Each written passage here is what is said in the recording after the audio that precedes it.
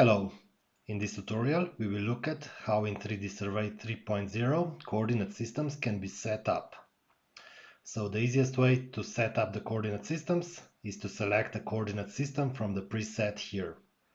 So you can begin by simply typing your country name. For example, I will use Belgium. We start entering the country name, then we select the coordinate system preset from the list. This sets up the appropriate horizontal coordinate system and vertical coordinate system. And it also sets up the input coordinate system, in this case to ETRS89. So the input coordinate system is the coordinate system that telemetry is in. When we press import, software will ask to download any necessary additional files. For example, here we have a horizontal grid shift file and a vertical geoid model. Press continue. And that was it. Secondly, if your coordinate system is not in the list of coordinate system presets, then you can also set up your coordinate system manually. So simply enter the coordinate system name or EPSG code in here in the horizontal coordinate system.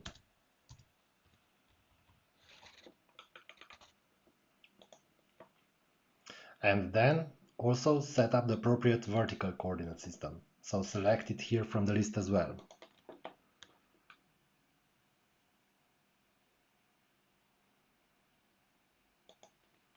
You might also need to set up the appropriate input coordinate system. So that is the coordinate system your telemetry data is in. So if you are not certain, set this one to WGS84, Geographic Coordinate System.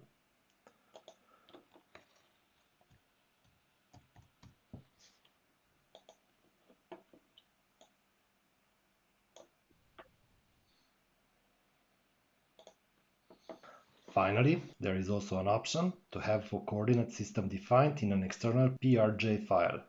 So simply click here and select Import PRJ TXT file. So I have here an example of such file, press open, and in that case the coordinate system preset will be defined by the contents of that external file.